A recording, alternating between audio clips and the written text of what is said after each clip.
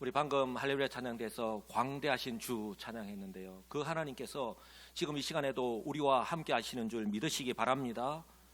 영원하신 하나님, 그리고 섭리 가운데에 역사를 주관하시는 하나님께서는요, 구약시대나 신약시대, 그리고 주님께서 다시 오실 때 나타날 징조가 이미 나타나고 있는 지금과 같은 마지막 때에도 행동하는 신앙인을 찾으시고 사용하십니다. 할렐루야. 그래서 저는요, 저와 우리 성도 한 사람 한 사람이 그런 사람이 되기를 바라는 마음으로 지난 2주일 동안 이방 여인 루디아와 이방인 백부장에 대해서 말씀을 전하였습니다. 오늘은 세 번째 시간으로요, 구약시대에 이 유다 왕국의 운명이 마치 태양이 서산마루에 걸린 것처럼 이제 만국을 앞두고 있는 그 어두운 시대에 마치 그 어둠을 환하게 비추는 빛과 같은 역할을 한 사람, 하나님의 그 안타까운 마음을 시원하게 해드린 유다 왕 요시아에 대해서 말씀을 드리고자 합니다. 저와 여러분들 역시 요시아 왕처럼 이 마지막 시대에 그런 믿음으로 살아갈 수 있기를 주님의 이름으로 간절히 축복합니다.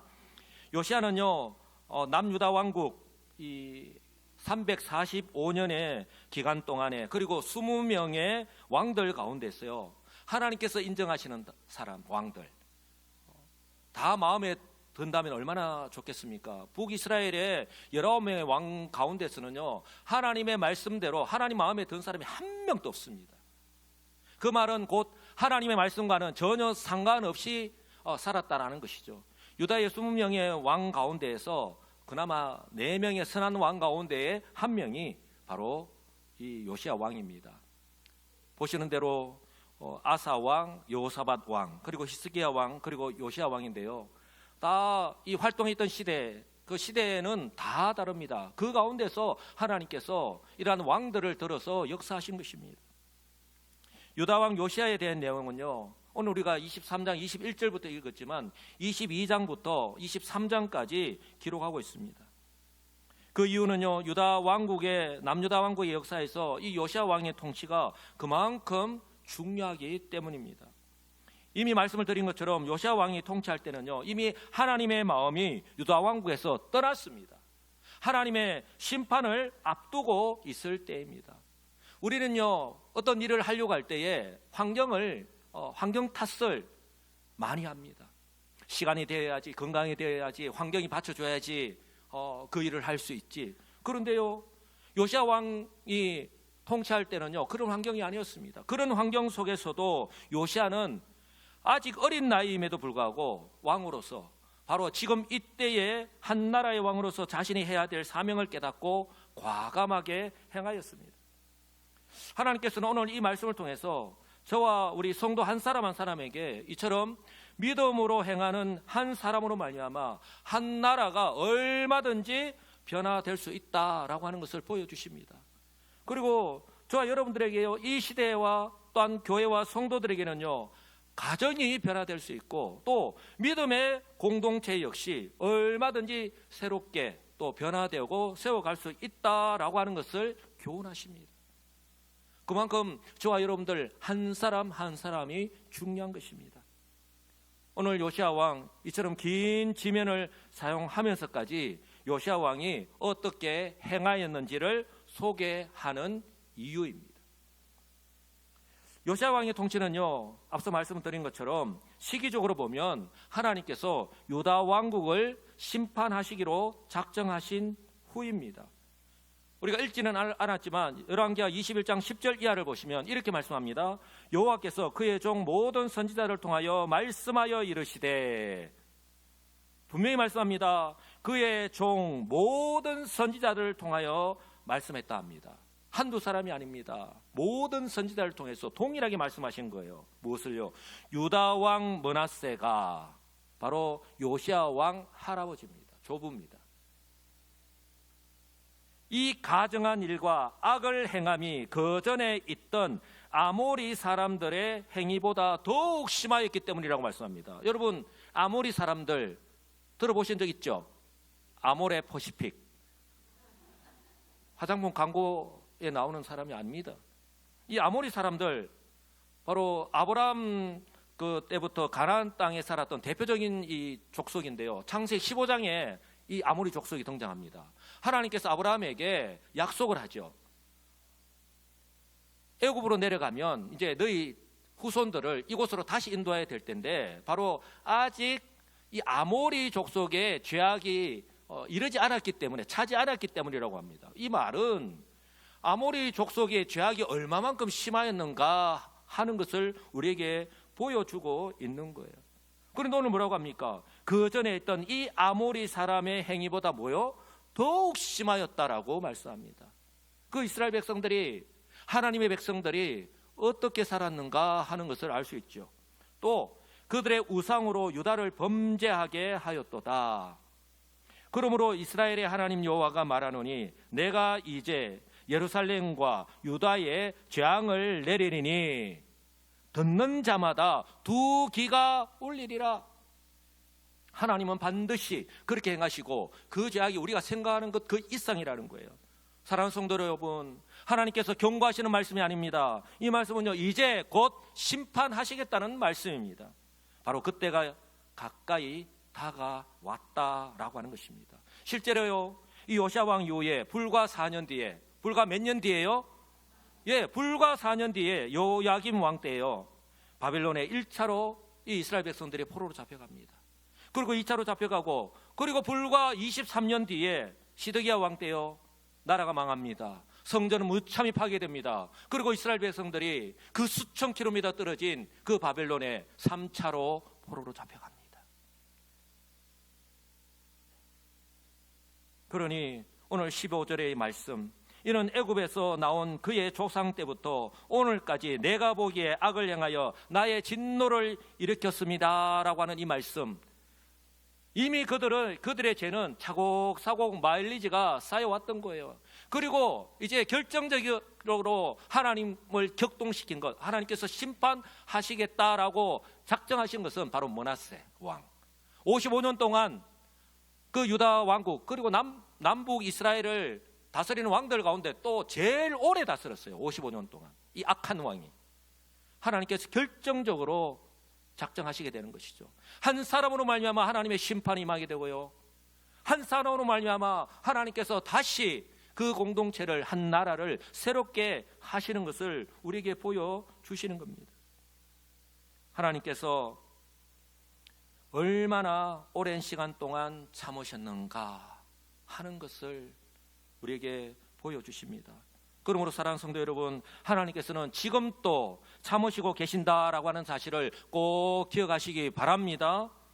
그러나요, 오늘 요시야 왕 때처럼 하나님의 심판의 때가 가까이 다가왔다라고 하는 것을 우리는요, 바로 인식해야 합니다. 우리는 어떻습니까? 아까 우리 장로님 기도하셨지만 그 기도의 내용대로 이미 디모데후서 3장에서 말씀하고 있는 말세의 징조가 나타나고 있는지 벌써 오래입니다.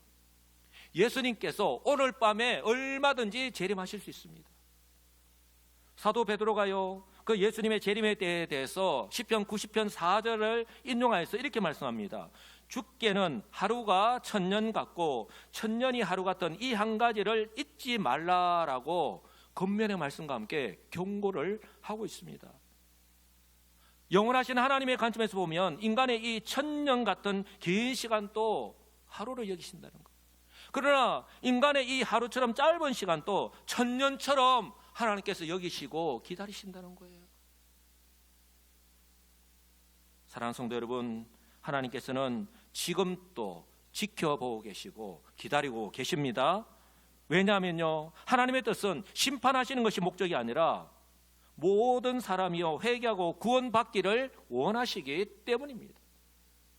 하나님께서는 이미 태초에요, 아담이 범죄했을 때에 심판하셨습니다. 만약에 심판하시는 것이 목적이라면 그냥 가만히 내버려 두시면 됩니다. 이미 심판을 받았고 영원한 그 지옥 형벌에 떨어질 그런 운명이기 때문에 그렇습니다. 하나님과 동행하고 교제하였던 아담이 에덴 동산에서 쫓겨났습니다. 바로 그 순간 하나님과의 관계가 단절되었죠. 바로 영적인 죽음입니다. 우리도 사람과의 어제 오늘 내하고 친하게 지내던 그런 친구와 만약에 사이가 틀어지고 단절된다면 얼마나 마음이 아픕니까? 그런데요, 그 영원하신 하나님과 영원한 생명이 된 그 하나님과의 단절입니다. 한 번 죽는 것은 사람에게 정해진 것이요. 이처럼 죽음으로 끝난다면 얼마나 좋겠습니까? 그런데 성경 뭐라고 말씀합니까? 그 후에는 심판이 있으리니. 할렐루야. 그 후에는 심판이 있다라고 말씀합니다. 성도 여러분, 사람은 반드시 다 죽습니다. 그런데요, 그 죽음으로 끝나는 것이 아니라 바로 우리 주님께서 재림하시면 영원한 심판을 하십니다. 바로 그날에 영생과 영벌이 기다리고 있다는 거예요. 천국에서의 영생의 삶과 그리고 그 지옥에서의 영원한 멸망이 기다리고 있다는 거예요. 아까도 말씀드렸지만 하나님께서 심판하신 것이 목적이라면 그냥 내버려 두시면 됩니다. 그러나 하나님의 뜻은 심판하신 것이 목적이 아니죠. 바로 하나님께서는 그 심판하실 때에 바로 심판하신 후에 원시복음을 통해서 구원을 약속하셨습니다. 여인의 후손으로 오실 메시아 약속하셨죠.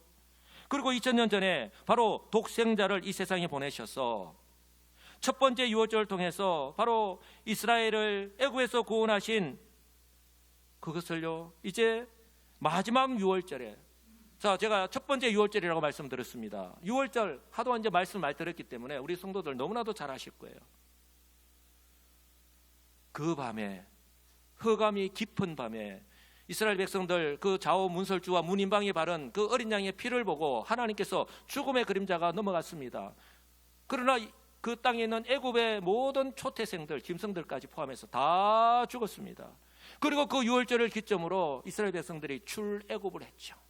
이스라엘 백성들을 애굽에서 구원하셨습니다. 하나님께서 아브라함에게 약속하신 것을 시행하신 것이죠.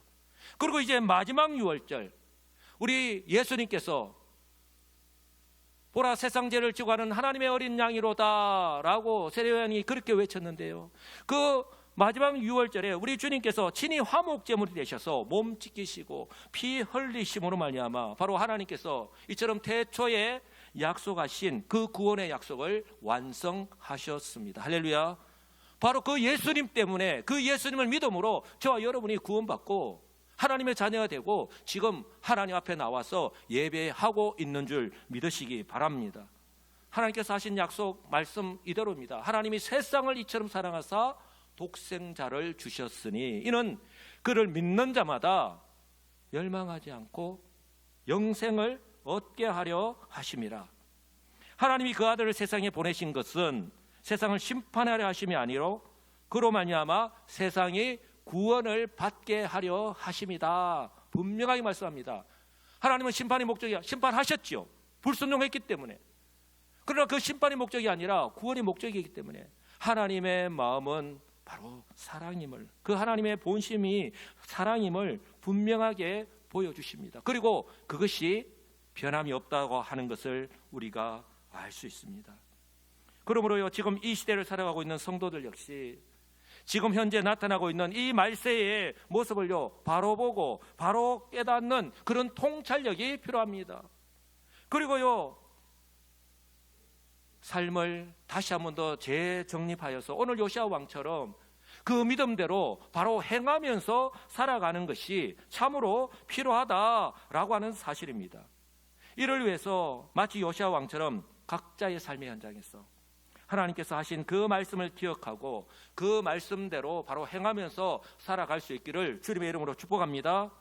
왜냐하면 하나님은 그 옛날 요시아 왕 때뿐만 아니라 바로 지금도 변함없이 그 하나님의 말씀대로 순종하며 오직 믿음으로 바로 행하면서 살아가는 교회와 성도들을 통해서 지금도 변함없이 일하고 계시기 때문입니다. 할렐루야. 자, 요시아는요 아버지 아몬이 2년을 통치했어요. 그리고 신복에 의해서 암살을 당했습니다. 그리고 8살이면 우리나라 나이로 치면 이제 초등학교 1학년이에요.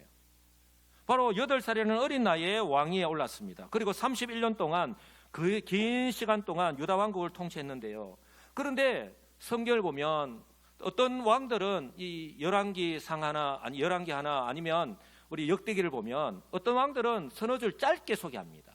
어떤 왕들은 보면 한 10줄 정도 하는데 오늘 요시아 왕은요 이 장으로 2장에 걸쳐서 소개하고 있는데, 그런데 저와 여러분들이 주목해야 되는 것은 성경이요, 그 요시야 왕이 직면한 그 환경에 포커스를 맞추고 있지 않다라고 하는 거예요. 오히려요, 요시야 왕처럼 그 부정적인, 나라가 망해가는 시점이라니까요. 모든 이스라엘 백성들이, 유다 백성들이 어렵고 힘든 가운데 살아가고 있을 때입니다. 바로 그 부정적인 환경 속에서도 한번 따라서 할까요? 하나님에 대한 믿음이 있다면, 그 하나님에 대한 믿음이 있고 또한 믿음대로 적극적으로 행할 때에 얼마든지 그 환경을 뛰어넘을 수 있다라고 하는 것을요, 강조하십니다. 아울러요, 이처럼 믿음으로 행할 때에 요시야 왕이 전혀 몰랐던, 전혀 계획하지 않았던 그런 하나님께서 역사하시는 것 또한 경험하게 된다. 하나님께서 사용하시는 그런 사람으로 쓰임받는다라고 하는 것을 우리에게 보여줍니다. 그러므로 바라기는요, 그 어느 때보다 어렵고 힘든 지금과 같은 때에 마치 요시야 왕처럼 하나님에 대한 믿음을 적극적으로 행하면서 살아가시는 우리 성도들이 되시기 바랍니다. 그래서 우리 하나님께서 지금 또 그 사람을 주목하고 계심을 믿으시고 그 주인공들이 다 되시기를 주님의 이름으로 축복합니다. 왜 그렇게 살아가야 합니까? 어렵고 힘들지요. 포기하고 싶을 때도 있습니다. 그러나 포기하지 않고 그렇게 믿음으로 우리가 행하면서 살아가야 되는 이유, 바로 오늘 요시야 왕 때처럼 하나님께서 역사하실 때가 있다는 거예요. 바로 오늘 요시야 통치 18년째인 26살에 바로 신하에게 중요한 명령을 내립니다. 하나님께서 그 마음을 주신 것이죠. 그것이 무엇입니까? 이제까지 부서진 채로 방치되어 왔던 그 성전, 그 성전에 보수공사를 하도록 신하들에게 지시한 거예요. 아무것도 아닌 것 같지만 성도 여러분, 이 구약 이스라엘 백성들에게 있어서 성전이 가지는 특별한 의미 때문에 그렇습니다. 지금 새벽기도의 시간에 역대하를 보고 있는데요, 솔로몬 때에 성전을 건축하게 하셨고 이제 왕고가 7년 6개월, 몇 년요?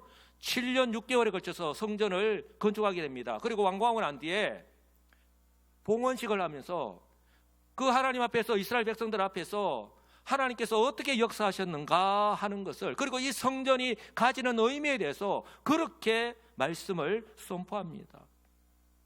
이 성전은 이 이스라엘 백성들에게 있어서 특별한 의미를 가집니다. 창조주 하나님, 그리고 그 능력으로 역사하시는 그 전능하신 하나님께서 바로 이 성전 가운데에 임재하시는 장소예요. 그 거룩하신 하나님께서 이 성전에서 임하신다는 거예요. 그래서 그들이 드리는 그 제사를 통해서 그들의 백성들을 만나 주시는 그런 특별한 의미가 있는 장소입니다. 거룩하신 하나님이 그곳에 임재하셔서 그의 백성을 만나 주신다. 이스라엘 백성들에게만 주어진 특권이죠. 그것을 알 수 있는 것이 바로 그때 그 위에 구름이 빽빽하게 임한다라고 하는 것을 통해서 알 수 있는 것이죠. 그런데요, 그런 성전을 이제까지 성전이 부서진 채로 방치되어 왔던 것입니다. 그들의 마음을 알 수 있죠. 하나님을 보면 열을 알 수 있다는 말이 있는 것처럼 이것은 이제까지 성전에 대해서 얼마나 관심이 없었는가 단적으로 보여주고 있는 거예요. 더욱이 그 성전의 제사를 주관하는 제사장부터 시작해서 수많은 신하들이 있었을 텐데, 그 성전을 드나들었을 텐데 그들의 직분의 중요성을 잊어버린 채 그저 매너리즘에 빠진 채 살았던 것이죠. 그러니 하나님께 드리는 제사는요, 형식적일 수밖에 없었던 것입니다. 그런데 요시야 왕이 바로 그 성전의 보수 공사를 지시하였던 것이죠. 성도 여러분, 사람의 마음, 그 사람의 중심을 보시는 하나님께서 요시야 왕을 주목하시는 장면입니다. 이 성전 보수 공사가 바로 요시야 왕은 계획하지는 않았지만 이 유다 왕국, 이제 무너져가는, 바로 망하기 일보 직전에 놓인 이 유다 왕국을 다시 한 번 더 새롭게 하는 그런 출발점이 되는 그런 순간입니다. 저와 여러분들 역시요, 그리스도 안에서 하나님의 성령이 거하시는 그런 성전이다라고 하는 것을 꼭 기억하시기 바랍니다. 그러므로요, 혹시라도 우리가 신앙생활하는 가운데에 혹시라도 깨어진 그런 성전의 부분이 있다면 또 알고 있음에도 불구하고 그것을 방치한 대로 살아가는 것이 아니라 오늘 요시야 왕과 같이 그 부분을 과감하게 보수 공사하시기 바랍니다. 성령의 은혜를 사모하고 성령의 능력을 사모하고 성령의 충만함을 의지하면서 하나님 앞에 구하면서 성전에 그 자신의 깨어진 그 성전의 부분을 보수 공사하시기 바랍니다. 그럴 때에 몸도 마음도 새롭게 단장하고 또한 우리 하나님께서 역사하시는 그 은혜를 목도하시는 우리 복 있는 성도들이 다 되시기를 주님의 이름으로 축복합니다. 바로 그때 어떤 일이 일어났습니까? 성전의 보수 공사를 할 때에 어떤 일이 일어났습니까? 바로 요시야 왕이 성전에서 율법책을 발견했습니다. 그리고 서기관이 바로 왕 앞에서요 그 율법책을 읽도록 했습니다. 낭독하도록 한 겁니다. 그런데 그 말씀을 읽을 때에 놀라운 일이 일어난 거예요. 요시야 왕이 옷을 찢었습니다. 그 말씀을 읽는 데에 요시야 왕이 옷을 찢었다니까요. 나 옷 입기 싫어. 옷이 더러워서, 옷이 입기 싫어서 아닙니다. 바로 그 말씀을 듣는 순간 그 요시야 왕이요 자신의 죄를 깨닫고 회개하는 순간이죠. 그리고 선지자 훌다를 통해서 이러한 하나님 말씀을 듣습니다. 열왕기하 22장 19절인데요. 내가 하나님입니다. 이 훌다를 선지자 훌다를 통해서 말씀하시는 거예요. 이곳과 그 주민에게 대하여 빈터가 되고 저주가 되리라 한 말을 네가 듣고 부드러워졌어. 여호와 앞 곧 내 앞에서 겸비하여. 여러분 겸비하여라고 하는 이 말씀 스스로를 낮추는 거예요. 지금 요시야 왕은 지존 유다의 왕입니다. 그런데요 지금 하나님 앞에서 자신의 죄를 깨닫고 지금 낮추는 거예요. 그리고 옷을 찢고 통곡하였으므로 나도 내 말을 들었노라. 하나님과 우리 사이를 가르는 것은요 다른 그 무엇이 아니에요. 바로 죄입니다. 그 죄를 깨닫고 하나님 앞에 회개할 때에 하나님은 우리의 죄를 용서하시고 다시 그 기도의 문이 하나님과 관계가 새롭게 된다라고 하는 사실을 여러분들 기억하시기 바랍니다. 저와 여러분들 역시 오늘 이 하나님의 말씀 앞에서 요시야 왕과 같은 바로 즉시 행동으로 옮기는 이런 적극적인 믿음이 필요한 거예요. 다음에 시간 날 때에 하나님께서 성령을 통해서 깨닫는 은혜를 주셨음에도 불구하고 즉시 행동으로 옮기지 않고 다음에 시간이 되면 다음에 기회가 된다면 그때 하지 뭐. 아니요. 성령께서 바로 오늘 요시야 왕에게 깨닫게 하는 그 순간 요시야 왕이 행동으로 옮긴 것처럼 바로 우리 성령께서 언제 어떤 모습으로 저와 여러분들에게 역사하실지 모릅니다. 어떤 분은요 자가용을 타고 그 음악을 찬양 테이프를 이렇게 들으면서 갈 때에 성령께서 깨닫게 하시는 은혜가 있습니다. 때로는 이 하나님 말씀을 읽다가요 때로는 이 설교의 말씀을 듣다가 그래서 성령께서 막 감동 주시는 때가 있어요. 혹시라도 우는 분이 있다면 야 예배 시간에 왜 우냐고 그렇게 말씀하지 마시기 바랍니다. 성령께서 역사하시는 거예요. 그런가 하면 기도하는 시간에 개인의 골방에서 아니면 이 교회 새벽기도 시간에 아니면 낮에 밤에 아무도 없을 때 기도할 때에 그때 성령께서 역사하실 수 있습니다. 언제 어디서든지. 그러므로요 성령께서 깨닫게 해주실 때에 바로 즉시 적극적으로 행동하시는 우리 성도들이 되시기를 주님의 이름으로 축복합니다. 그리고요 이처럼 한 나라의 왕이 한 사람이 이처럼 하나님의 말씀 앞에서 죄를 깨닫고 해갈 때에 어떤 일이 일어나는지 우리에게 보여줍니다. 요시야는요 자신이 회개하는 것으로 그치지 않았습니다. 즉각 순종하였습니다. 행동으로 옮겼습니다. 어떻게 해요? 유다와 예루살렘의 모든 장로들, 제사장들, 그리고 선지자들, 그리고 모든 백성들 남녀노소를 막론하고 성전에 다 불러 모았습니다. 그리고 그 율법책에 기록된 그 언약의 말씀대로 따르기로 선포한 거예요. 바로 이것이 23장 3절의 말씀입니다. 한번 보십시오. 왕이 단 위에 서서 여호와 앞에서 언약을 세우되 마음을 다하고 뜻을 다하여 여호와께 순종하고 그의 계명과 법도와 율례를 지켜 이 책에 기록된 이 언약의 말씀을 이루게 하리라. 뭐라고 말씀합니까? 이 책에 기록된 이 언약의 말씀을 이루게 하리라. 사랑하는 성도 여러분, 하나님의 백성의 삶의 기준은 율법책, 우리 성도의 삶의 기준은 하나님의 말씀인 줄 믿으시기 바랍니다. 바로 이 책에 기록된 이 언약의 말씀을 이루게 하리라 하며 백성이 뭐라고 합니까? 다 그 언약을 따르기로 하니라. 하나님께서 한 사람을 통해서, 한 나라의 왕을 통해서 이렇게 죄악 가운데 살아가던 백성들을요 바꿔놓는 거예요. 요시야 왕은요 나라 전체가 지금까지 이방 나라의 우상을 섬기는 그런 죄를 짓고 악을 행하면서 살아가는 것, 그리고 지금 정말 망하기 일보 직전에 놓인 이 나라 형편, 그냥 우연히 일어난 것이 아니라는 거예요. 그들의 조상이 하나님 말씀을 듣지 않았기 때문이고, 또한 그 말씀에 기록된 대로 행하지 않았기 때문에 하나님께서 진노하셨기 때문이라는 것을 분명하게 깨닫고 이렇게 선포하였던 것입니다. 그리고 말하는 것으로 그치는 것이 아니라 공약, 빌공자, 약속약자, 그냥 공약으로 그친 것이 아니라, 말하는 것으로 그치는 것이 아니라 바로 행동으로, 행함으로 말미암아 유대 전역을 완전히 새롭게 하였습니다. 한번 따라 할까요? 소위 종교개혁. 종교개혁. 예, 바로 이 소위 종교개혁을요 그냥 신하들에게 맡기고 그냥 너희들이 알아서 좀 해봐, 그렇게 하지 않았습니다. 주관해가지고 정광석화처럼 바로 신속하게 행하였던 것입니다. 바알과 아세라 상을요 불사르고 박살내어서 다 가루로 만들었습니다. 그리고 하늘의 일월 성신, 자 우리나라도 뭐 만만치 않죠. 하늘의 별을 보고 우리 빌고, 옛날에 우리 어르신들부터, 그리고 달을 보고 빌고, 당수나무 아래에 가서 빌고, 또 산에 가다 보면은 나무 아래에서, 제가 대구에서 3년 동안 사회 간 적이 있는데요, 일주일에 한 번씩 그 밤에 기도를 하러 간 적이 있습니다. 그런데 가는 데마다 조금 기도할 만한 장소에 가면요 음식들이 놓여져 있어요. 뭐 짐승들이 배고프니까 와서 먹으라고 나눈 것일까요? 아니요.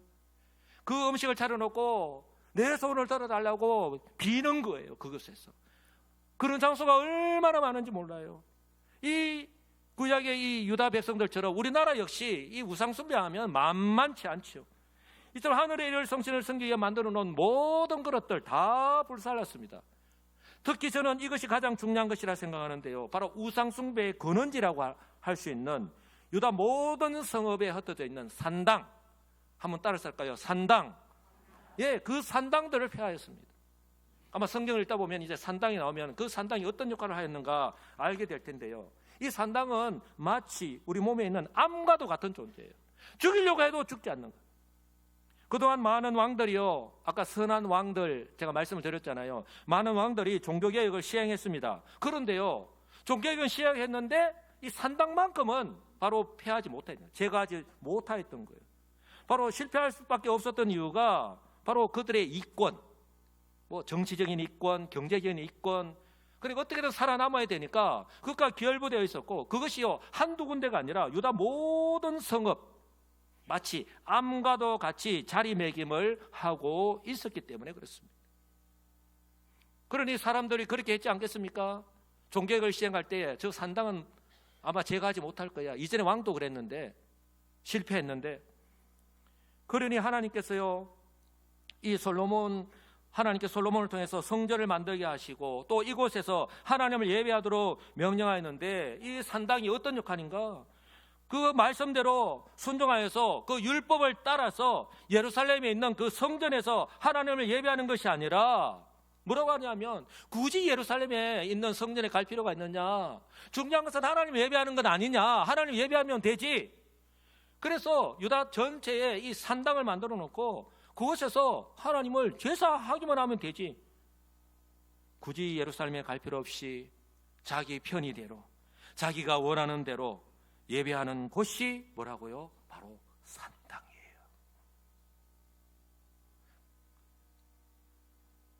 사랑하는 성도 여러분, 저와 여러분들이 분명히 기억해야 됩니다. 만약에 이 산당이 그렇게 이야기하는 사람들의 논리대로 하나님께서 하나님만 그냥 예배하기만 하면 된다라고 한다면, 하나님께서 그것이 하나님의 뜻이고 옳다면 하나님께서 칭찬하시고 권장하셨을 거예요. 그래서 굳이 예루살렘에 올 필요 없다, 성전에 올 필요 없다, 유다 전역에 그냥 나라 전체에 그냥 집집마다 산당을 만들어 거기서 예배하라 그랬을 거예요. 그런데 성경은요 그렇게 말씀하지 않습니다. 열왕기하 23장 19절을 보면요, 성경은 이 산당을 여호와를 경노하게 한 산당이라고 말씀을. 하나님께서 진노하게 하실 수밖에 없다는 거예요. 그러므로요, 저와 여러분들 역시 하나님의 말씀보다 자신의 생각, 자신의 방법 앞세우지 마시고 자신의 편의대로 그것을 합리화하면서 하나님을 예배하거나 그렇게 신앙생활 하지 마시고, 한번 따라서 할까요? 오직 하나님의 말씀대로.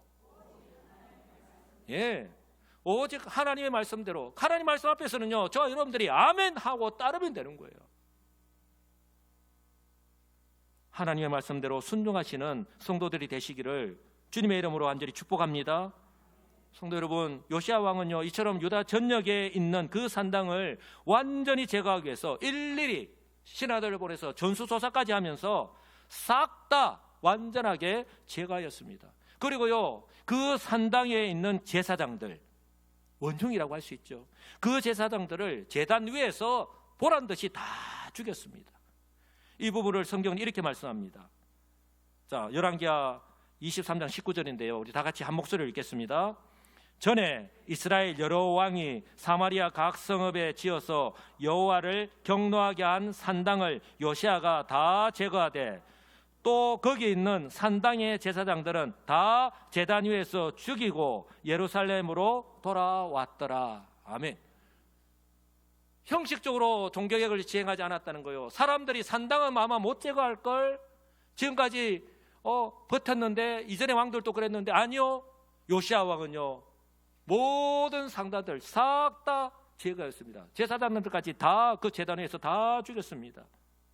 그리고 다 하고 난 뒤에 예루살렘으로 돌아왔다라고 합니다.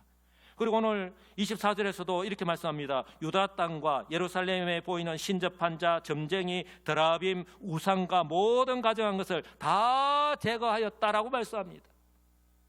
이는 대제사장 hil기야가 여호와의 성전에서 발견한 책에 기록된 율법의 말씀을 이루려 함이니라. 할렐루야. 요시야 왕도요, 자기 생각대로 계획대로 그냥 감정대로 한 게 아니에요. 바로 언약책에 기록된 대로, 바로 그대로 그것을 이루기 위해서 그대로 순종한 것입니다. 좀 늦었지만, 그래서 이런 고난과 고통을 당하고 있지만, 그리고 나라는 망할 수밖에 없지만, 26절에 보면 요시야 왕이 이렇게 종교개혁을 행하고 모든 불법, 불의, 불순종, 그 모든 원흉이 되는 모든 것을 다 제거했음에도 불구하고 하나님의 마음은 돌이키지 않았다. 26절에 그렇게 말씀합니다.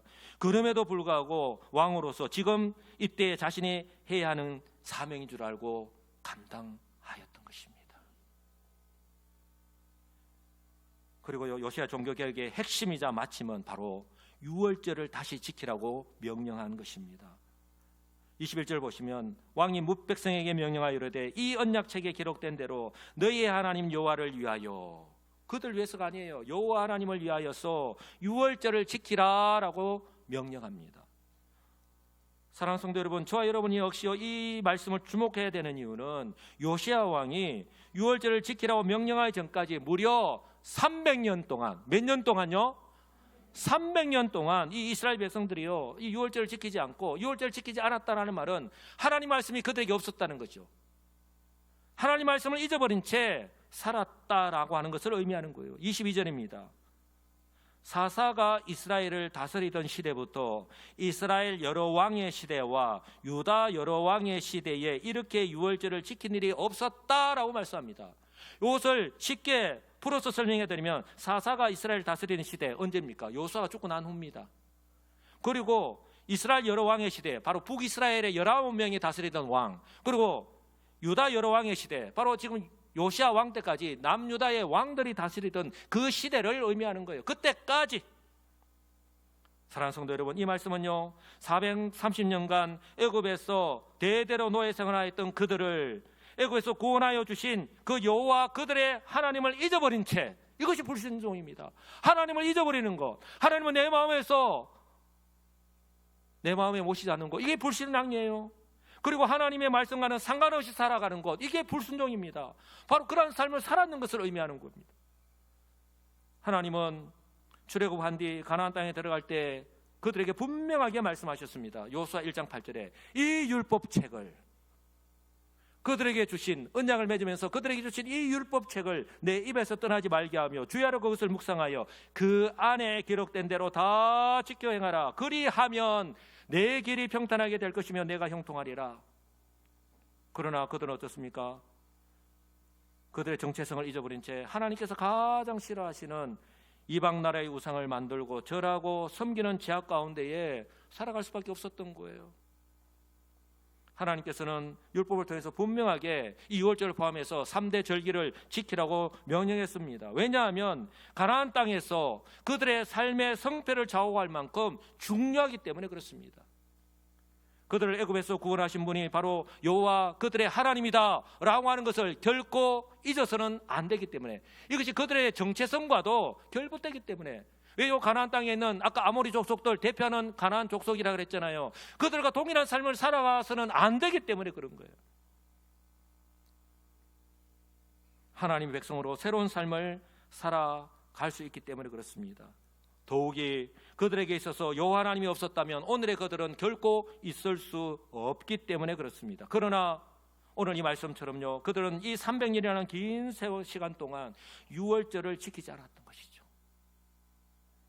이것은 그들에게 그들의 마음에 하나님이 없었다는 증거이고 하나님 말씀이 없었다라고 하는 증거입니다. 한마디로 그들의 정체성을 상실한 채로 살아갔던 것이죠. 그러므로요, 그들의 이처럼 불신앙과 불순종은요, 환경의 문제가 아니라 바로 믿음의 문제, 영적인 문제인 것입니다. 그럼 오늘 22절의 말씀, 사사가 이스라엘을 다스리는 시대부터 이스라엘 여러 왕의 시대와 유다 여러 왕의 시대에 이렇게 유월절을 지킨 일이 없었다라고 하는 이 말씀을 우리는 간과히 여기지 마시고 의미심장하게 여러분들 여기시기를 간절히 소망합니다. 왜냐하면 저와 여러분들 가운데에서도 하나님의 은혜로 예수는 그리스도를 믿고 구원받고 하나님의 자녀가 되었음에도 불구하고 마치 그 당시의 유다 백성들과 마찬가지로 세상 속에서 살아갈 때에 하나님의 은혜를, 이 구원의 은혜를 잊어버리고 그 정체성을 상실한 채로 살아가고 있는 사람이 얼마든지 있을 수 있기 때문에 그렇습니다. 이처럼 요시아 왕을 통해서 이스라엘 백성들이요 유월절을 다시 지키는 것은 정말 의미가 있는 거예요. 사사시대 이후에 처음으로 온 백성이 함께 유월절을 지켰습니다. 이것은 자신뿐만 아니라 모든 유다 백성들이 지금까지 행한 불신앙과 불순종의 삶에서 이제는 벗어나서 새로운 삶을 살아가겠습니다 라고 한 것을 보여주는 거예요. 지금부터 다시 한번 따라서 할까요? 하나님 중심, 성경 중심, 교회 중심, 성경 중심의 삶을 살아가는 그런 하나님 백성의 정체성을 회복한다라고 하는 그런 중요한 의미가 있는 것입니다. 바로 요시아라고 하는 한 사람이 이처럼 믿음으로 행할 때에 하나님께서는 한 나라와 백성들의 삶을 이렇게 바꾸어 놓으신 것입니다. 그러므로 혹시라도 예수를 믿고 구원받은 후에 지금까지 오랜 시간 동안 신앙생활을 하고 있음에도 불구하고 하나님 중심, 교회 중심, 성경 중심이 아니라 내 생각대로, 내 방식대로, 내 편의대로 신앙생활을 하였다면, 지금도 그렇게 하고 있다라면 다시 한 번 더 그 말씀 위에서 새롭게 시작할 수 있기를 주님의 이름으로 축복합니다. 혹시라도 마치 유대인들의 마음을 사로잡고 이것이 옳은 줄 알고 이렇게 하면 된다라는 생각으로 하나님께 나아가지 못하게 막고 있던 그 산당처럼 자신의 마음과 삶 가운데 자리 잡고 있는 영적인 산당이 혹시 자리 잡고 있습니까?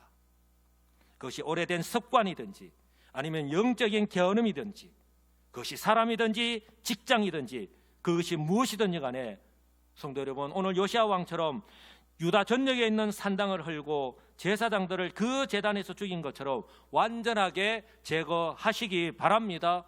그래야지만 내가 살 수 있습니다. 그래야지만 내가 하나님의 뜻대로 살아갈 수 있습니다. 그럴 때 하나님의 마음을 시원하게 해드리는 그런 삶을 살아갈 수가 있습니다. 그럴 때 예배하는 마음, 바로 예배하는 자세가 달라지고 우리의 삶 가운데에 성령의 은혜가 넘치게 될 줄 믿으시기 바랍니다. 그리고 요시아가 이처럼 믿음으로 행할 때에 우리 하나님께서 주목하셨습니다. 바로 은혜를 베풀어 주셨고 이 유다 왕국을 다시 한 번 더 새롭게 하는 도구로 사용하셨는데요, 그러므로 바라기는 오늘 요시야 왕처럼 오직 하나님의 말씀대로 순종하는 성도, 공동체를 새롭게 하고 바로 세워가는 성도, 그리고 하나님으로부터 칭찬받는 우리 성도들이 되시기를 주님의 이름으로 축복합니다. 어떻게 해요? 25절 말씀이에요. 25절 말씀 정말 우리가 기대하는 바, 듣고 싶은 그 말씀입니다. 한번 다 같이 읽어보겠습니다. 요시야와 같이 마음을 다하고 뜻을 다하며 힘을 다하여 모세의 모든 율법을 따라 여호와께로 돌이킨 왕은 요시야 전에도 없었고 후에도 그와 같은 자가 없었더라. 아멘. 성도 여러분, 하나님의 극찬입니다. 요시야와 같이라고 분명하게 언급을 합니다. 마음을 다하여 뜻을 다하여 힘을 다하여 모세의 모든 율법을 따라 하나님의 말씀대로라는 말씀입니다. 여호와께로 돌이킨 왕은 요시야 전에도 없었고 후에도 그와 같은 자가 없었더라. 사랑하는 성도 여러분, 저는 저와 우리 지금 예배를 드리는 모든 성도들이 오늘 요시야가 받았던 이런 하나님의 인정, 그런 칭찬을 받을 수 있기를 간절히 축복합니다.